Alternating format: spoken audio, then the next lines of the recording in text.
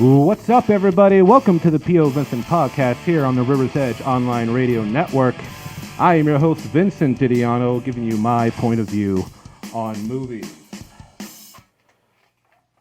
And joining me this week is returning friend of the show, guest Sereny Welsby. Sereny, welcome back to the show. Thanks for having me. I love coming here. This is starting to feel like home. I appreciate the sentiment. But anyway, ladies and gentlemen, thank you for tuning in once again to the POVincent podcast. I really appreciate it. Got a few things to go over first before we continue with the show as proper. Eric Williams, my buddy, my pal, the human megahorn, has stepped down from the co-host position and my producer here on the POVincent podcast. Before anyone jumps to any conclusions or stuff like that, him and I are fine. We're friends. We came to a disagreement last week on the show. But our friendship is still intact, and I'm very thankful for that. And I want to thank Eric for doing the show with me for, we reached our 1 year mark back in July. Wow. Yeah. That's amazing. Yeah. So Eric, buddy, if you're out there listening or watching, I want to say thank you, man. Lots of good times, and it was always cool hearing your point of view on things as well, man, because you always gave to the show and tried hard, and I appreciate that, man. Please keep an eye out for Eric. He is a stand-up comedian here in Pittsburgh, so if you ever see his name on a poster or show bill, whatever, please go check it out. Funny motherfucker. But anyway, Sereny is not only a returning guest this time. Sereny will now be the new co-host and producer of my podcast, and I am super fucking excited. There you go, bang. Gavel banging. I've been doing this show for like a year. I don't think I ever noticed that fucking gavel. I'm gonna be honest, but it's here, it's now, and Sereny is pounding. Oh wow, yeah, it's staying right here, folks. Oh yeah. Thanks for having me. I appreciate it. Hey, no problem. Thank you for saying yes, Sereny. I think we talked about the show, but I've known you for a while. We've worked on everything from short films to dinner theater, which that dinner theater thing was a whole story onto itself. How long is this podcast? Yeah, we won't get into that. Maybe we'll save that for another day. Hell, maybe we'll get some of the people who are part of the show to come in and talk about that, because we all had something to say about that production. Yes, but, we definitely did. Yeah. We all walked away with something to scratch on. Something to scratch on. Yeah, that's what I'm talking about. But anyway, ladies and gentlemen, so we're briefly going to go through our list of topics tonight. We're going to be talking about Marvel, Disney, and Sony once again, because some big news came out this past week. Then we're going to talk about the new Birds of Prey trailer that just was released yesterday. Planning to talk about that. And ladies and gentlemen, we're going to be talking about a movie that's been brought up to the show before. It's finally come out this week. The highly anticipated and partially infamous Joker movie starring Joaquin Phoenix. We will be doing a normal review and getting into a spoiler discussion part. Do not worry, if you haven't seen the movie, we will announce when we are starting the spoiler section, all right? Plus, for those of you who may be watching on the live stream or on YouTube, we will put the spoiler warning at the bottom of the screen. So don't worry, if you have not seen the movie and you're interested and you want to go see it, we will be making, then when we get into that. But of course, we will go over a normal review beforehand. Okay. So let's get into things. Ladies and gentlemen, about a month ago, we spent half the episode talking about the huge, colossal falling apart of the Sony-Disney deal with Spider-Man. But ladies and gentlemen, I'm happy to announce that Spider-Man's back! Spider-Man. The man, the myth, the legends. Yes. The Spider-Man. Yeah, so as we talked about on the show, just a brief go over again. Sony Studios owns the movie rights to Spider-Man. Disney owns Marvel. They bought the comic book company, what was that, like 12, 14 years ago, something like that. But the movie rights to Spider-Man, despite being a Marvel character, is Sony. And we all know how that has gone down. We had the three Sam Raimi movies. Yep. We had the Andrew Garfield, the two Amazing Spider-Man films, which got, mixed reception. Wow. I like the first Amazing Spider-Man. I don't think it's great, but I thought it was a good start off to the new franchise. Yeah. Amazing Spider-Man 2, I'm basically with most other people. I think they really slipped up on that. Yeah, poopy Spider-Man. Poopy Spider-Man. But when Sony was having troubles, Disney and Marvel came to them. It's like, hey, look how good we're doing with Captain America and Iron Man and all the Avengers. Yeah. Let's shake this over. Yeah, so here was the deal, just so everyone knows. Sony did not give Marvel the rights to Spider-Man. Here's the deal. Here's the deal, man. Yeah. Sony would keep 95% of the box office profits from the movie. Marvel and Disney would only keep 5%, but also would get first day's gross. And Marvel and Disney would get all of the merchandising profits. So everything that's a toy, T-shirt, lunchbox, if you want to go old school, all that money goes to Disney. So despite the fact they're only getting 5% of the box office profit, they had the merchandising profit, which is a ton. A lot. Yes, and as I said, to quote Mel Brooks' character Yogurt from Spaceballs, merchandising, where the real money from the movie is made.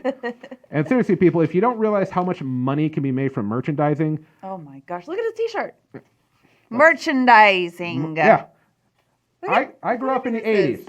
Whatever this is. Merch. It's everywhere. Yeah. How do you think G.I. Joe got so big in the 80s? The cartoon was promoting the toys. Yeah. That's what they made. They didn't make the cartoon for quality. They made it to promote toys. But what Disney got to do is they could use Spider-Man in the Avengers films and crossover films, and because those are their movies, they would get to keep all the money. They really didn't have to share. Now, what happened was Disney, after a couple of years, things were going. Disney came back because they wanted to make a new deal, and Sony was like, "What's the new deal?" And Disney's like, "We want to share half on everything on the movies, and we want to keep all the merchandising." And Sony was like, "No, you would be making, you'd be making all of the money, most of the money at that point. Plus, if we share the movie 50-50, you have control over partial control over Spider-Man, and we're not going to give one of our most profitable intellectual properties over to you like that." Yeah, fuck off. Yeah. Now, ladies and gentlemen, listen, when I first heard this story, my initial thought was, God damn it, Sony, you're fucking it up again. Because they fucked up a lot of shit. Like I said a month ago when we covered this before, we could take time to talk about the whole Ghostbusters thing. Ugh. I don't hate the Ghostbusters movie. I thought it was okay, but the way Sony handled it was just... Right. Yeah. So they said, overruled. Yeah. I'll try to keep that to a minute. No, it's okay. It's okay. Do what you want. But... I had to agree with Sony on this. Disney just offered them a horrible, ridiculous deal, right? And, a lot of people blame Sony, but really, if you look at the information that came out, Disney came out more as like the jackasses than they did. Yeah. I believe you. Yeah, and they did do a lot of promotion. Sereny promoting stuff and all that. That's your specialty. Yep. Disney put that all over the internet. Oh, yeah. You couldn't go anywhere without seeing it. Yeah. They were trying to Sony's fault. Marketing magic. Yeah. But, ladies and gentlemen, so apparently they came to a new deal last week, or, of course, the day after we shot the last episode. I always hate that when big news comes out the day after we shoot an episode. But let's go down. Okay. According to an article on Variety.com, on Friday, the two companies jointly announced that Marvel Studios and its president, Kevin Feige, will produce the third film in the Spider-Man Homecoming series. Excuse me. It will once again feature Tom Holland reprising his role as the titular hero.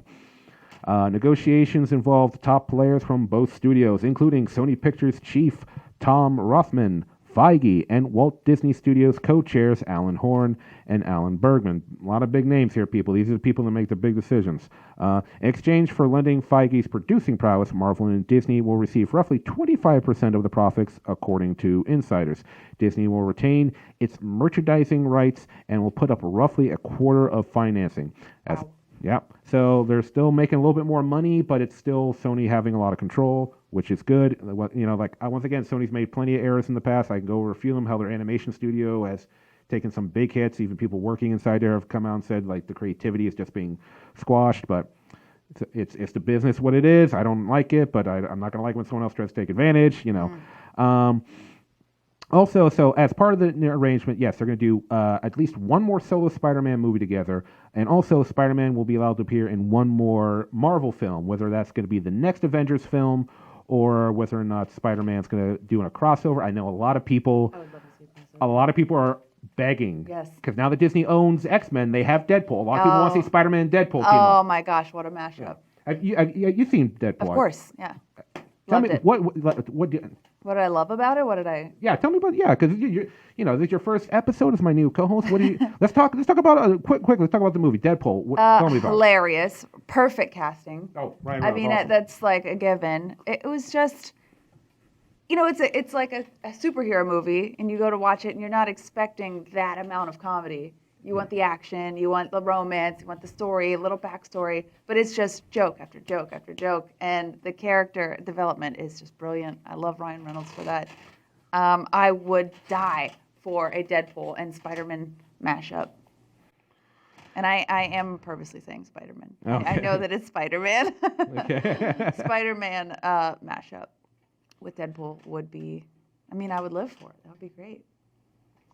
Yeah. So, because in the comics they have encountered each other, and they've goofed. I remember there's this one comic where Deadpool is trying to talk this woman who's trying to kill herself. She's going to jump off a building, and Deadpool's trying to talk her, not stop her from killing herself. He's trying to convince her to jump off another building that Spider-Man owns. At first, it looks like he's trying to like be a good guy, but really, if it's going to happen, he wants it to happen at Spider-Man's place to screw with him. Yeah. So, it's just funny to me how that's all going to go down.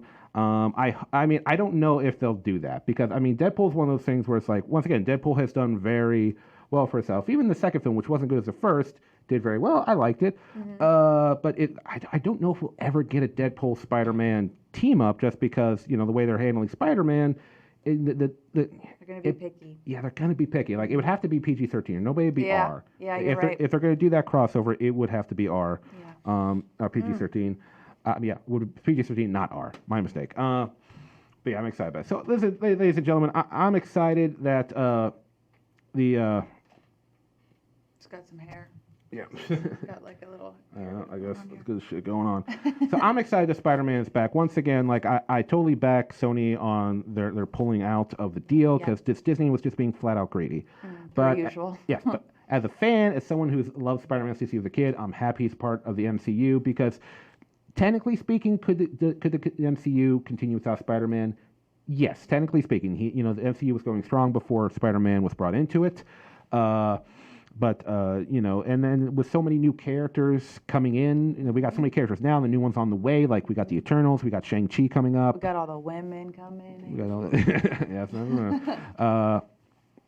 we got all that on the way, and sorry, got distracted. Did somebody just send you a nude? I saw you close out a message. Did No. somebody just send Vince a nude? No, it wasn't. It might have been a nude. No, I'm just kidding. Oh my God, I love Here's the thing: this if show. it was a nude, the person who sent the message, if they ever did send me a nude, I'd be like, we gotta have a talk here. Was it your mom? No, it wasn't my mom. Oh, Sereny, God, my mother's a saint. I'm sure she is. Yeah. But yeah, anyway, I'm happy to see Spider-Man back in the MCU. Because he's just such an important character to Marvel. I mean, he's one of the most famous superheroes on the planet. I don't think that's me making a bold statement. He's as recognizable worldwide as Superman, Batman, and like the Hulk. He's up there, and he's one of the most favorite characters, amongst nerds and comic book fans because he's always portrayed as just this guy who accidentally received superpowers. The world's always against him. He works for the guy that's slandering him in the news, J. Jonah Jameson, which I loved. I love that story. Oh my God. And he's that character that never gives up. He has his moments where he's down and shit, but he always comes back to do things right. And Tom Holland's performed him fantastically. Yes. Is he your favorite? That's a stupid question given the shirt you're wearing, but who's your favorite? No, that's a legitimate question. Spider-Man is definitely up there. I would put him, I would definitely put him in top 5. Okay. Top 5, definitely. Give me your top 3. Ooh, 3 being three to 1. Third, second, and first. Ooh, okay. The pressure is on. This is my opening night question for you. God damn it. So if we're sticking to comic book guys, comic book characters. I say Spider-Man would probably be in third place. I'm gonna put him in third, fair. third. Second, I'm gonna go with Batman. I grew up watching Michael Keaton as Batman, and even like the movies with Val Kilmer and stuff like that. Batman the animated series, which is still a great cartoon series, by the way. If you haven't watched it since you were a kid, go back. It's one of those cartoons that's like it was pretty adult for its time. Like it never got crazy, but it dealt with stuff like it came up with a subject we're gonna talk about soon. Harley Quinn. Harley Quinn did not start in the comics. She started on that show. Yeah. And now she's one of the most popular female comic book characters, one of the popular comic book characters, period, in the world. Yeah. All right, number 1. Yeah. Who is it? I gotta go with Soups. Obviously, I got and I know Superman gets a lot of hate nowadays from a lot of people, including friends of mine. People say he's boring or he's overpowered. My response to that would be, it's like a lot of people say Superman, like, I can't relate to him. He's a god. he's a god. How can I relate to him? I don't A feel god? like that at all. Yeah. Here's the thing. Thor is He's literally a god. The god of thunder. Yeah, God of Thunder. People never complain about that. Wonder Woman, depending on which version of her backstory is, she is literally a demigod that has become powerful enough to contend with other gods. Yeah. So I don't get the whole I don't like Superman because he's God or godlike debate. I don't like that argument. Yeah, that's a stupid argument. As for boring, no. I think people just don't like it because we live in a day and age where the darker style heroes are the more anti-authority, anti-heroes are more appreciated. Like Batman. Batman is I will say this, Batman is probably more popular than Superman right now. That's my guy. That's my number one. Yeah, and I respect that, and I love Batman. But now I see stuff in comic books and cartoons where things are shifting, where like people say like, oh, I like Batman because he's a human being, you can relate to him, and I can get behind that too. But then I see in cartoons and comic books Batman being slammed through a brick wall, and he like brushes it off. He's like a little hurt, but he's fine. Doesn't make sense. Yeah. So it's like, and I get it. I want to see a human character be able to contend with these super beings that we see in the comic books all the time. But I think Batman's becoming a little too powerful for a normal human being. He's Batman. He's one of the most brilliant minds in the DC universe. The only character that from Earth that I think is smarter than Batman is Lex Luthor. I think that's what the official canon. And yeah, he's just right. The Lex Luthor, smartest guy in DC. Right under him is Batman. Yeah. So yeah, and I love Batman. I don't think Superman's boring. I just think people just like the more the anti-heroes nowadays. Yeah. I mean, take the movie we saw tonight. Yeah. And also that so much more. I see down where I'm doing the live stream. See down in the comments section, Pat is saying like the Sentry is better than Superman. Sentry, for those of you who don't know, is a Marvel character that I doubt will ever make it into the movies. But Sentry does have a pretty interesting backstory. Pat, I will give that to you. Thanks, Pat. I'm not. Yeah, Sentry. Yeah, he's basically Marvel's version of Superman, but he's got like a weird and twisted backstory. He's not a bad person. He's just got these literal like inner demons he wrestles with. Yeah. But he's powerful enough where he could like rip the planet in Oh my half. gosh, this is making my mind go crazy. There's so many things I want to talk about tonight on the show that I know we're not going to have time for, and maybe next episode we can talk about. Yeah. But anyway, so because we do got a lot of talk on the show tonight, we'll move on because we got one more news topic to go over and discuss, and that is the new trailer for Birds of Prey. So this is kind of a spin-off from the Suicide Squad movie.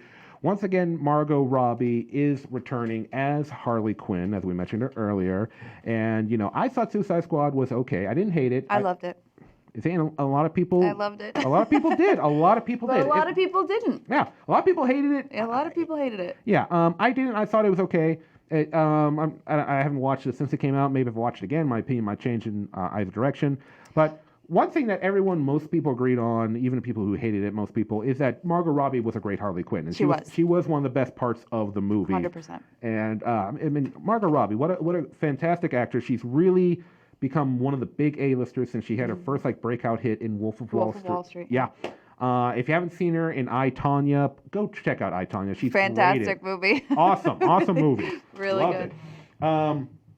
But she's returning in this movie called Birds of Prey. The full title is Birds of Prey and the Fantabulous Emancipation of One Harley Quinn.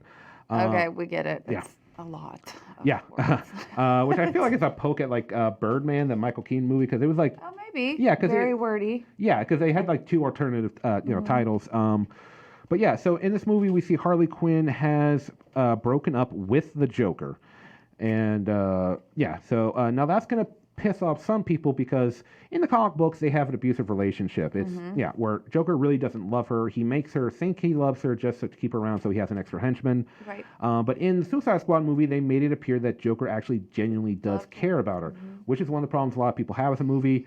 It's a problem I had. Like, I don't mind exploring new aspects of a character, but one of the fundamental things of Harley Quinn is a lesson that people can learn from her character is like, what an abusive relationship looks like. Yeah. So me, I'm not sad that the movie is about her breakup with the Joker. Well, not the breakup, but her trying to find herself after not being part of the Joker anymore.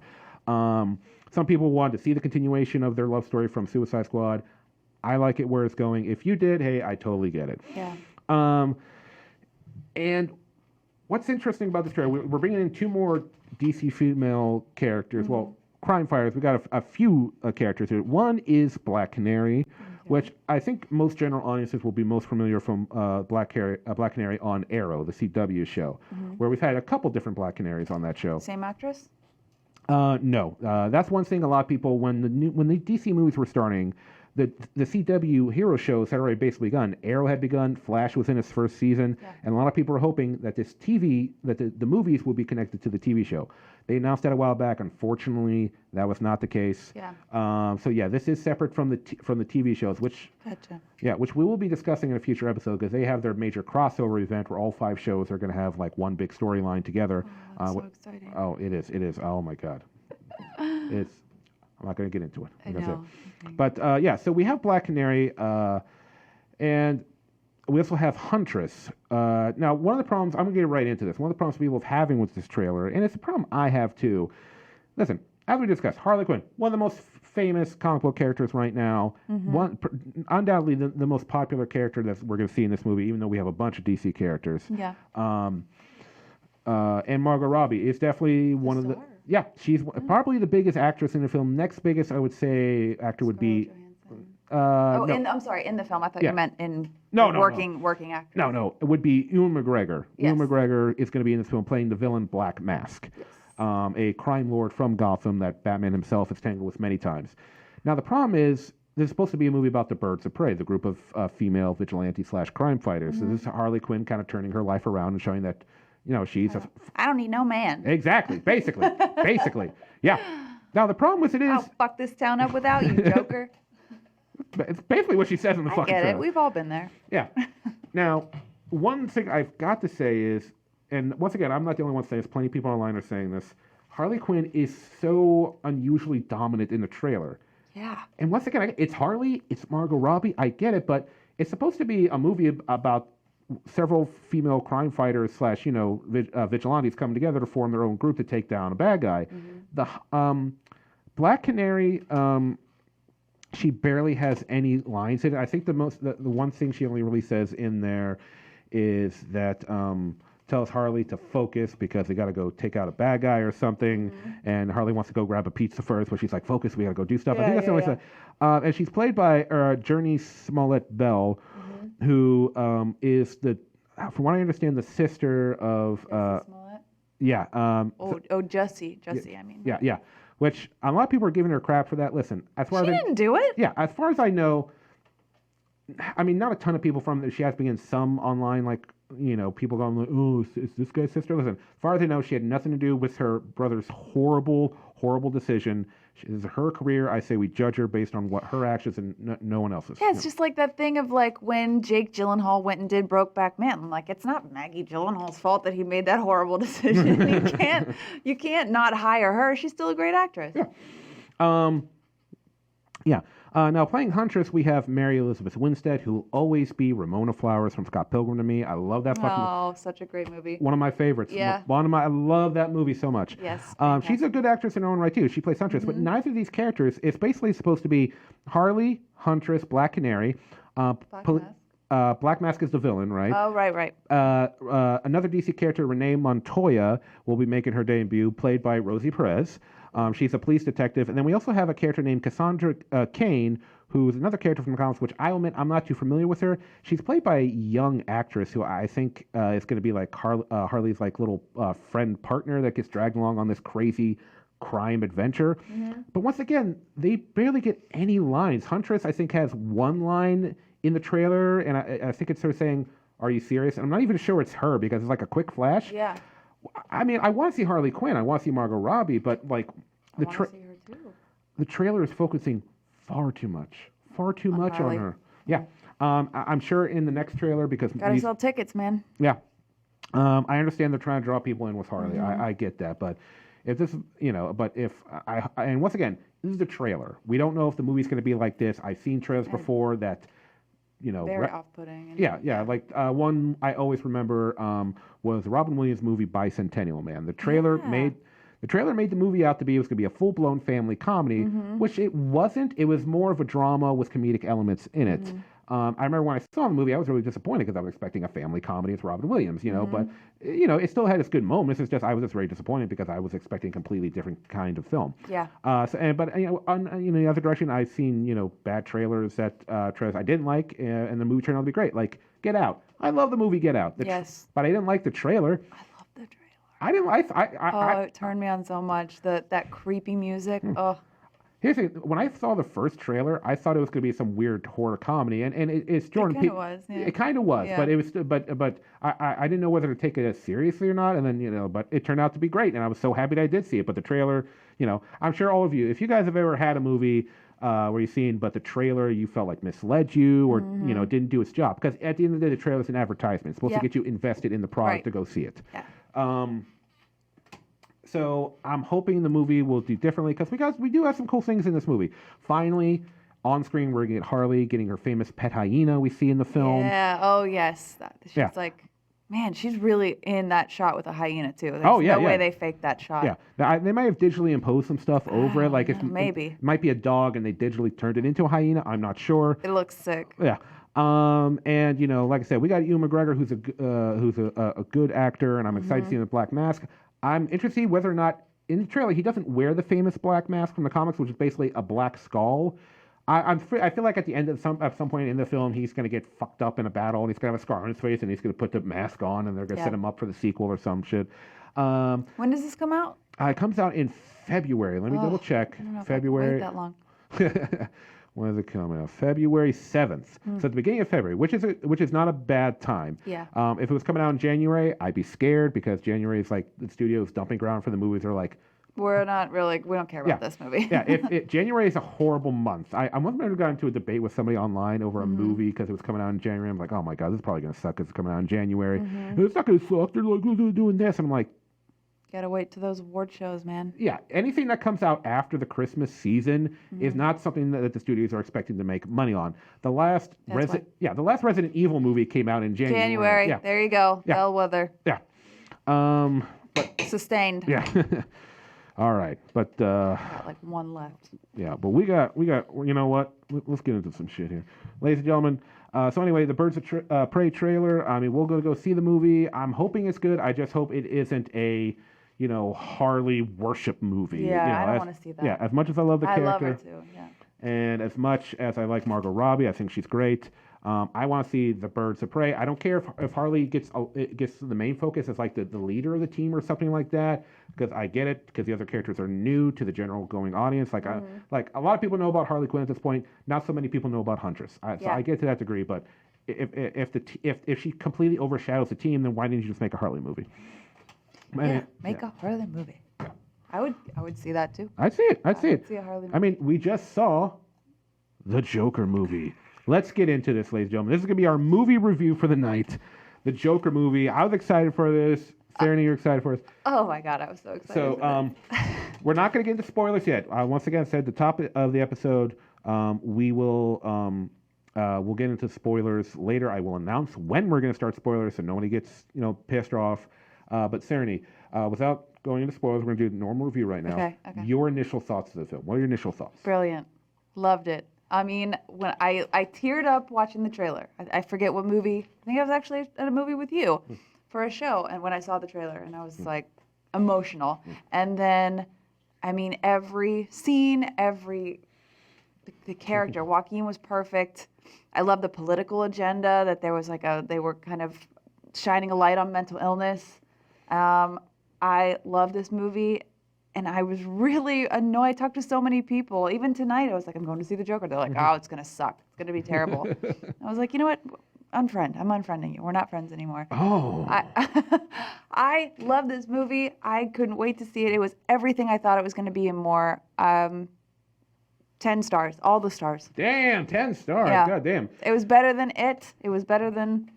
Oh yeah, no, I mean I liked it, but this is just a way better film. Yeah, clown movies. We're 2 for 2 on clown movies. Yeah, holy shit. Anyway, this movie was directed by Todd Phillips, who's probably best known for directing the Hangover films. But before this, he also did the movie War Dogs with Jonah Hill and Miles Teller, which I saw that movie. it's competently made, but the story was just kind of bland to me. But yeah, so it's interesting to see him get involved in this movie, and I think he did a great job. I mean, Yeah. just some of the shots in the movie, the lighting, cinematography, the way the camera follows Joaquin Phoenix's character, who his name is Arthur Fleck, but of course he becomes a Joker later over the course of the film. I love the character development. Yeah, yeah. He starts off on his.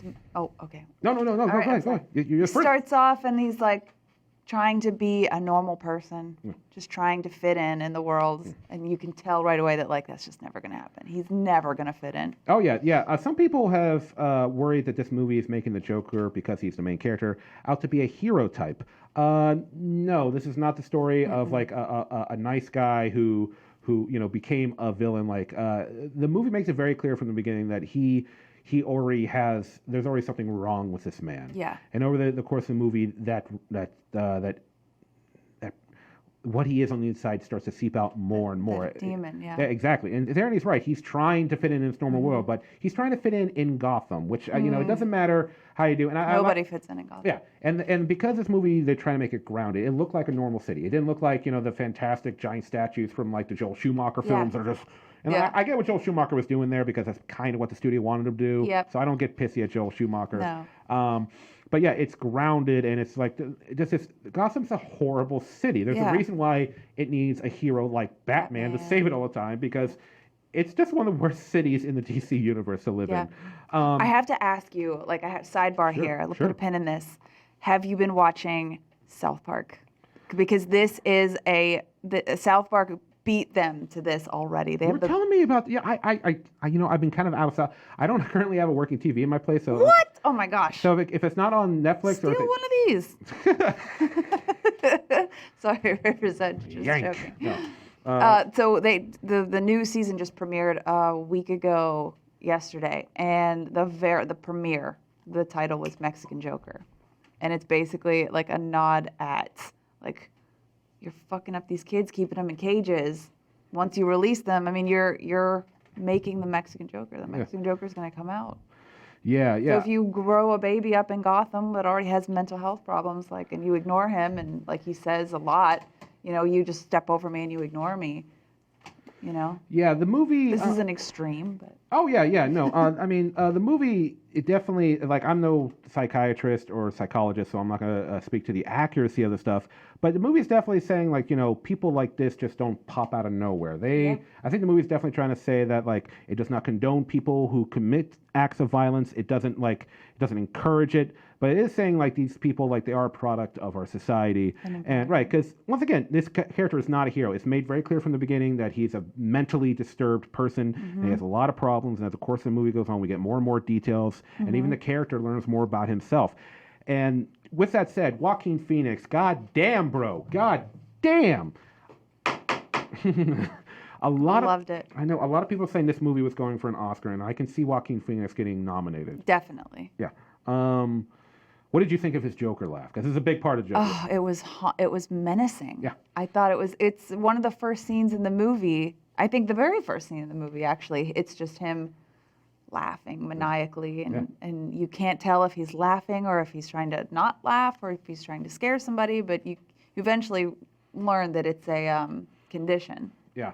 It's a condition that he has. Yeah, which I thought that was a cool take. Very cool take. I've known people who, these people, maybe not exactly like this, but you people who, they have, a nervous laugh. They can't, get nervous or they get stressed. Like a tick. They laugh. I do that all the time. Yeah. Now, his is, on another level in the movie. Once again, not a psychiatrist, not a psychologist, not going to speak to the accuracy.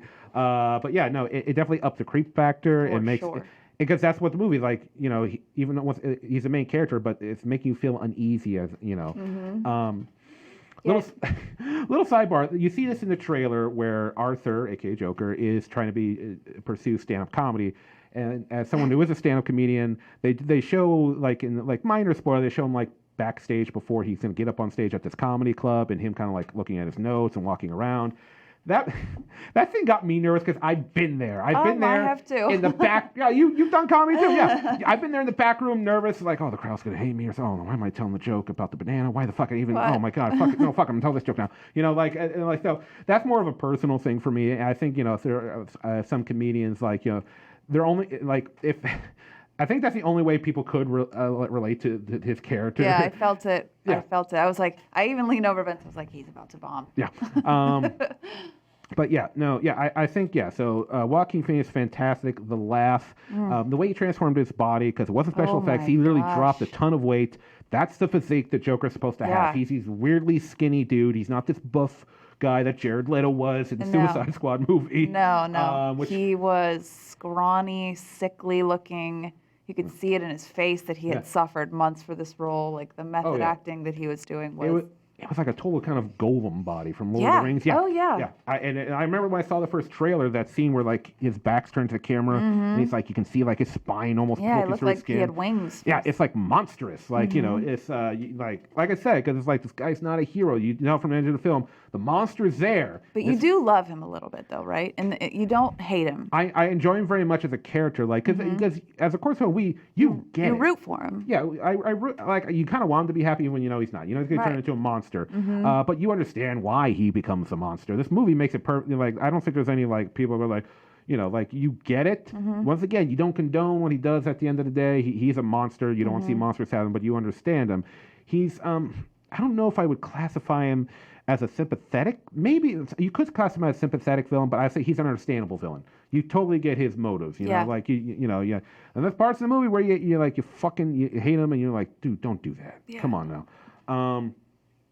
Yeah. And we got a big cast in this film. I mean, as a lot of people know, Robert De Niro is in this movie. We'll talk about his character. His character's name is Murray Franklin, and he's a host of a late night Like talk a show. Bob Hope kind of. Yeah, or Jimmy Fallon or something like yeah, that. Jimmy Fallon. But it's set in what, 70s, would you say? No, 60s, 70s? I can't pin down the time period. I was thinking like maybe early 80s. I'd say early 80s at the earliest, because he's definitely going for a. God. They were smoking in hospitals, though, which makes me think 60s. That or he just didn't give a shit, and he was just Yeah. smoking away. Yeah. That's what I took from that. Maybe, but I don't know. Who's Murray Franklin? Because there's a particular.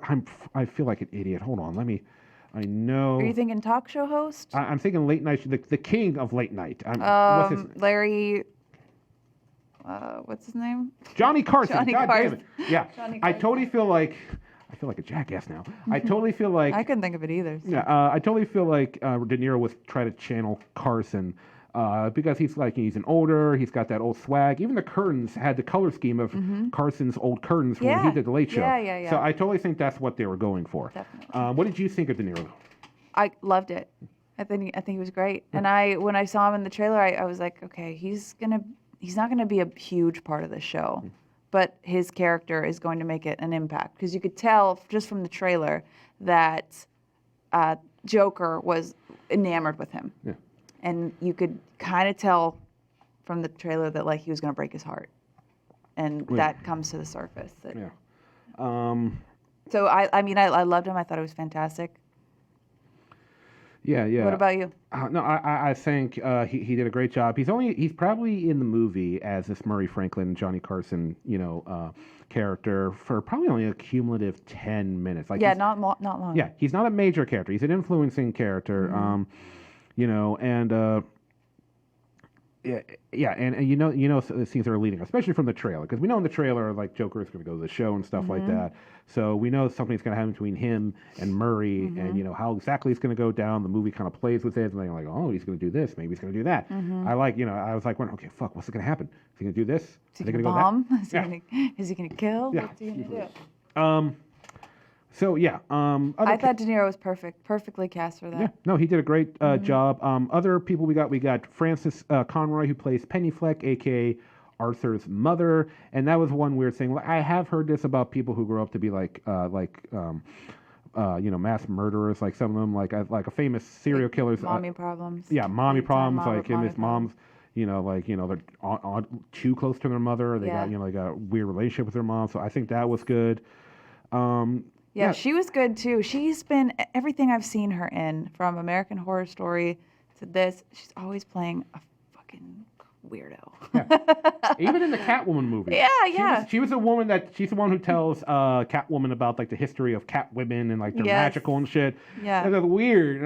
I mean, I'm not gonna hold Catwoman against her because that was a horrible film. Yes, she's totally typecast as this like a creepy old lady. Yeah. She's killing it. Oh yeah. Creepy old lady game.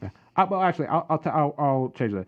I actually love the Catwoman movie because it's so horrible. I watched it. I was laughing my ass off. Me and a friend, another comedian, Alana Bryce, we watched it together, and we were laughing our asses off how ridiculous it was. But yeah, so this movie. Once again, it's grounded. It's set in the DC universe, but where there's no indication that Superman's a thing. There's no superhumans. This is like they're trying to keep it grounded, kind of like the Christopher Nolan Dark Knight movies, where I think that really helps to get the audience into that world. You know, not that you can't get into a world with magic and superpowers. It's just easier to settle into something you're familiar with. I just overall damn, I enjoyed this film. Yeah. So yes, ladies and gentlemen, before we get into spoilers and spoiler discussion, I'm giving Joker a recommendation. I thought it was really good. Joaquin Phoenix was great. I could see some award nominations coming his way. Definitely. And this is a big hit for Warner Brothers because they've been having a lot of trouble with their DC movies. They've been starting to get back on track, right? Because Aquaman was a huge hit. Shazam did well. Wonder Woman was a big hit, and it's got a sequel coming up. And now we got Joker, which is like they're not doing the connected universe anymore, so we're not going to see Joaquin Phoenix meet Wonder Woman or anything like that. So I doubt this movie. I don't think this movie's set up for a sequel. But you don't? That's what I was going to be my next question. I think it did. I think they kind of did. I want to know more. I didn't want it to end. They did not. You're right. They didn't set it up. Yeah, for one, it's possible. But I wanted more at the end of that movie. It's possible, but I'm like, wait, do I want a sequel? Because they did such a great job. It's like that. Oh man, can the sequel match it? You know what I'm talking about? Of course not. But no, I wanted more. Oh, it was so good. All right, ladies and gentlemen. So we've done our normal review once again. It is getting a recommendation from both Sereny and myself, so we do recommend it. But ladies and gentlemen, now we got to talk about the nitty gritty. We're getting into spoilers. Spoiler section. If you haven't seen this movie and you don't want us to spoil any of it or learn any of the details that would ruin the movie for you, this is your time to click pause. Away. Yeah, click away, pause, come back after you see the movie. Go watch some porn. Come back when you're done. We'll be here. Go watch some Joker porn. It will highlight the film. Some Harley Quinn porn. I know that's out there. Oh, it's out there. I don't like to admit that I know it's out there, but I know it's out there. Facebook isn't the only one keeping track of what you're into. Let me say that. Oh my God. But anyway, so spoiler discussion. All right, so let's get into something that I'd heard rumors of on the internet, and it came up in the movie. And I was like, oh my God. And you can tell from the early parts of the movie. One of the parts of the movie is Arthur, aka Joker's mom, is constantly asking him, did we get any mail today? Because she's constantly sending letters to Thomas Wayne, aka Bruce Wayne, Batman's father. Yeah, because in the movie, we do see Bruce Wayne. He's a young kid. It seems right before the deaths of his parents happen.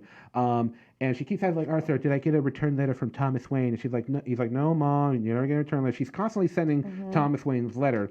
And I was like, oh my God, is Joker going to turn out to be Thomas Wayne's secret love child? He said that like right away. Yeah.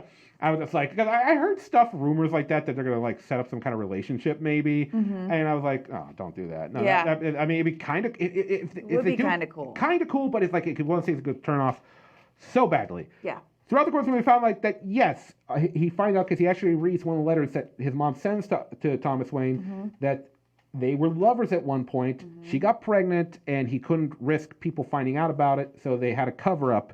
But they're living in poverty now, and she's begging Thomas to come help them. And I was like, holy shit! Yeah, yeah. And then later in the movie, but then we meet Alfred Pennyworth, the famous butler of Batman, is in the movie briefly, and he's like, "You're not really his kid. Your mom adopted you. She was delusional. She was delusional, got sent to Arkham." And he's like, that's not true. Thomas Wayne is really it's got to be my dad. Like, he just wants to meet him and talk to him because, Who doesn't want to meet their dad? Yeah. So he gets to Arkham, he steals the file, and he finds out the truth. That, yes, his mother's mental illness was far deeper than he realized. She was very delusional, and that it does appear, I mean, it could be interpreted that the Waynes were covering it up, that maybe they made the doctors lie. Yeah. But it seems like to me that maybe like it isn't true that his mom did think make up the whole love with Thomas, Yeah. the romance in her upper mind, and he is adopted. Yeah, right. She also lied about him being her biological son, Yeah. and he turned out to be adopted, and that pissed him off pretty bad. Yeah, pretty bad because he fucking does the old pillow suffocation while his Yeah. mom's dying in the hospital. Yeah. Kills his mom. Kills his mom. Yeah. I think that's where everything turned for him. I think that's where he snapped. He's like, Yeah, that was the final draw where he's like, finally, he's going to let loose. I mean, he was kind of letting loose. Things were happening where he was like definitely giving into his darker side, but that was the last straw. killing bros on the subway. Yeah, because hope. About at the end of the first act, beginning of the second act, he does kill some people, and it makes him feel good. Yeah, right? he likes it. Yeah, because he says in the movie a bunch of times that he's never been happy in his whole life. Yep, a lot. But killing these guys, as far as he's concerned, had it coming, made him feel happy briefly, or like give him some like I don't know, euphoria, I guess maybe possibly. Yeah, he felt like people were starting to see him because it went all over the news, and people started saying, well, he killed these Wall Street people. Fuck these Wall Street people. Kill the rich. And it started kind of this uproar and incited this sort of riot in the streets. And he was like, oh, well, I have this thing that nobody knows that it was me. Yeah. And all these people, they're wearing these clown masks. And Yeah, he really starts like a riot and a revolution, which, he gets a little bit of a kickoff. He doesn't really care about the politics of it. He just cares that people are noticing. Yeah, that he's, it's kind of what they unsuccessfully did with Electro in Amazing Spider-Man 2, Yes. where he wanted like, in Times Square, he's on all the monitors, but then the monitors switch to a view of Spider-Man. He gets angry. They screwed up there, but here it's developed. Here it makes sense. Here you get it. And we left this part out. The movie starts with him getting fired from his job as a clown, like a sign spinner. Yeah, and yeah. And he's a clown. So Yeah. he's really depressed from that. Yeah, that's Eric because literally he says in the movie no one's ever nice to me, and that's true. The Gotham is we in real life we live in a world that can be very cruel, but when you live in Gotham, it gets even crueler. Even Thomas Wayne, who most of the time the character is portrayed as a pretty good person, like in the Batman films, he's actually he's not portrayed to be a horrible person.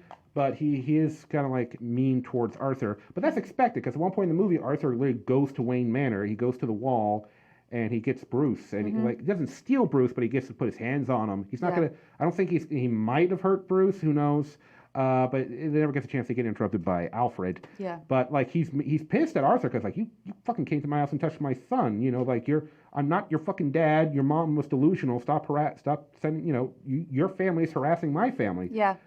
He's kind of, the movie tries to portray, like from at least, I'll say from Arthur's perspective, that he's an uncaring, rich elite that, acts like he wants to help the people of Gotham, but he doesn't. I think, he's definitely not as bad as Arthur sees him in his mind. That you can tell. Yeah. That we can tell. He did punch him in the face. He did punch him. He did punch him in the face. But if I had listen, I don't have a kid. But I can imagine if I had a kid and some weird guy, I would punch him in the face. Yeah, I punch him in the face too. So you don't blame Thomas for the way he acts. Right. It doesn't make him a bad person to be pissed at a guy that come out of his family. Another thing Vince said to me before the movie even started was, well, there's this rumor going around that Joker kills Mr. and Mrs. Batman. Yeah. And I was like, no way. And it was starting to look like that was going to happen. Yeah. Because it was leading up to it. And I leaned over and I was like, I think it's going to happen. Oh my gosh. But it didn't. It doesn't. What happened is someone who shoots him is one of the clown rioters. Yeah. One of the people wearing these masks. So we don't get to see the person's face, but it goes down. Joker has started a riot. It's in town. The Waynes are leaving the movie theater, famously, like in the comics, and like it's been portrayed in multiple movies. In the comics, they're leaving a Zorro film. In this one, they're leaving a showing of Zorro the Gay Blade, the parody Zorro film that came out. Is that what that was? I couldn't tell what it was. It was Zorro the Gay Blade, which came out like 30 or 40 years ago. So it's not a famous Zorro film. No. So I don't know what the deal was there. Yeah. But I just find it funny that the George Hamilton parody film is weird. It doesn't remember. I've never seen Zorro the Gay Blade, but I'm pretty sure they mean gay as in happy. Yes, not gay. they definitely Yeah, because it's like the 70s. I don't think they would have released a movie that had that word in it like that. No. Because a lot of people have gone, even in the 70s, I think, no, they probably wouldn't have cared in the 70s. It's the fucking 70s. They were too busy with other shit. Yeah. Today would not work at all. Hell no. No. I would go like, I don't know. Yeah. But yeah, and they get shot by one of the rioters who's inspired by Joker. who just killed somebody. We're going to get to who Joker kills towards the end of the movie in just a second. Yeah. And he kills Thomas Wayne. He kills Mrs. Wayne, famously as he kills, Martha Wayne. Martha! Sorry, just Batman. Pulls the pearls. You got to pull the pearls off. They got to Martha Wayne, when you kill her. Cannot leave the pearls out of any Batman movie. So they do that. So it's not Joker. It's just like a kind of like a, because they're all people now inspired by the Joker. So in the way the Joker indirectly killed the Waynes. Right. But it wasn't him. He didn't pull the trigger. Yeah, he did not pull the trigger. That's what I was afraid was going to happen. Yeah. So towards the end of the movie, we finally see that Joker. And once again, for anyone who's just joining us, we are in the spoiler section. So just a heads up, we are talking spoilers on Joker because I see a couple people joining us in the live chat. Just to give you a heads up, we are in the spoiler section of Joker. So once again, Robert De Niro plays Murray Franklin, a Johnny Carson-like late-night talk show host.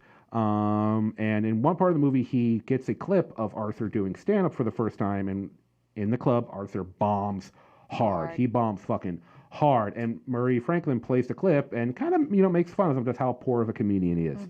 But the episode gets high ratings, so they find Arthur and ask him, "Do you want to come on the show and talk to Murray and maybe do a few jokes?"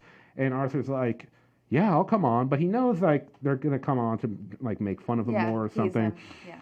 So we see at one point in the movie like he's rehearsing him, what he's gonna do in the show, him coming through the curtains. Joaquin Phoenix does this like creepy dance. It's like crazy man Tai Chi kind of thing. I don't know how to describe it. That's why I was like, this is like evil Tai Chi, like Nega Tai Chi or something. Like Mac and Always Sunny in Philadelphia, but creepier. Yeah, no, it doesn't. You could tell it was improv too. Oh yeah. He was just kind of going with the flow. One thing I just credit to Joaquin Phoenix. He's doing it in the.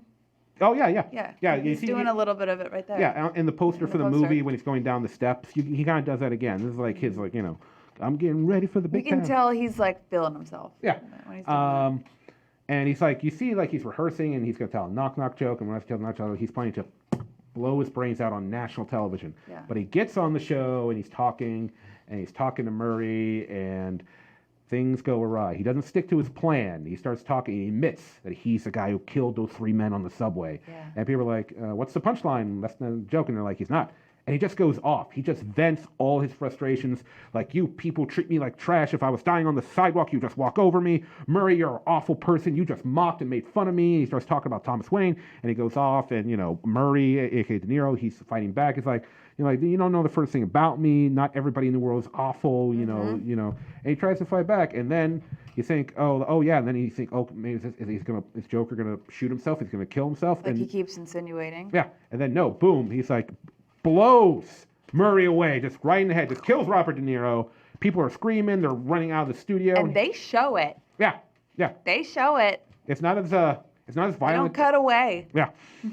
There's a more violent kill earlier in the movie. I won't go into it. We'll save that for anybody still, well, no, if you're in the spoiler section, It's he just fucking kills a guy with some scissors, and there's blood fucking everywhere. And there's actually some funny moments into it, because there's one person, like the little person, he's like freaking out, and like he's like, the Joker gonna kill me. He's like, no, man, you were always nice to me. But he has to get out the door, but the door's got a chain bolt on it, and he's too small to reach it. So then Joker kind of goes up and he's like, I got you. Like, he's acting weird. He gives him a kiss on the forehead. He's just, it's creepy, but it's kind of endearing. Yeah. Totally endearing. Yeah. And that's how you can still see that this guy doesn't want to be like this. Because I think he was still coming down. He had just said, I'd stop taking my meds. Yeah. And there's still a hint of humanity left in him when he does that. I think that's the last that's human the last thing he because does. if this was any other Joker, that he would have done something horrible. Right. That's it. This is the last human thing he does. You were like the only person that was kind of nice to me, so you get off. But everything after this is just. It's it. That's the last good thing, the last good deed he ever does. And I feel like not killing LP. Yeah. And surprisingly enough, the Joker. Not that this makes a difference at this point, because once again, he's a villain. This is the movie of a villain. Yeah. Apparently, he's not racist because. Actress Zazie Beetz is in the film. Most people probably know her as Domino from Deadpool 2. Yeah. She's this woman who lives in the same apartment building as him.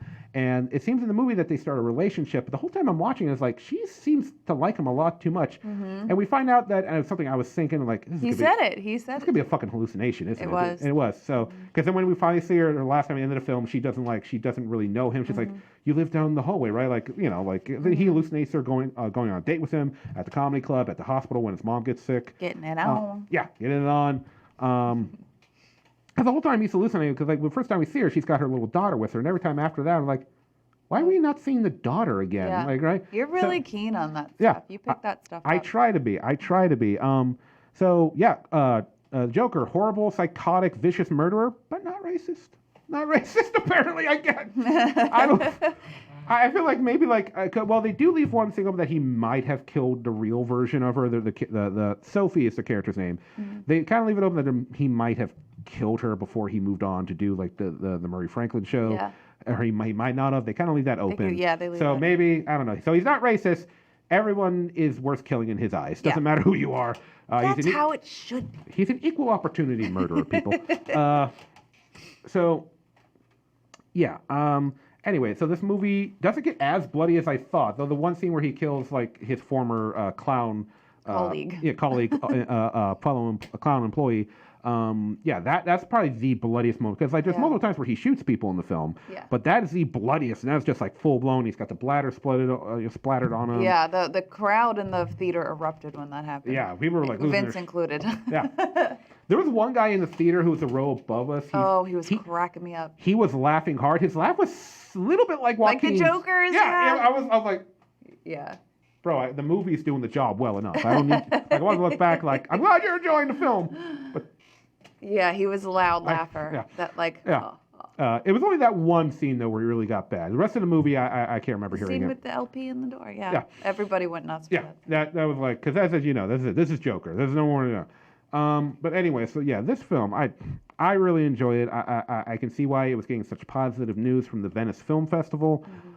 Joaquin Phoenix, once again, I think he's definitely gonna be up for Oscar nomination. I could see this movie maybe getting a cinematography nomination. I like the lighting and the cameras and how the camera's following the Joker and perspective and like his, Joaquin Phoenix, you just believe that this is a man that's been broken and disturbed for many years, and this is his true nature finally coming out. He's not trying to bury it. He's not trying to ignore it any longer. He's decided who he is, and he's made his judgment on the world.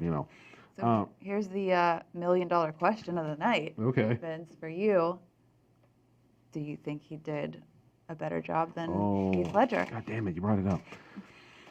Because you were saying they were buddies, and you know. Those are big shoes, clown shoes to fill. Yeah.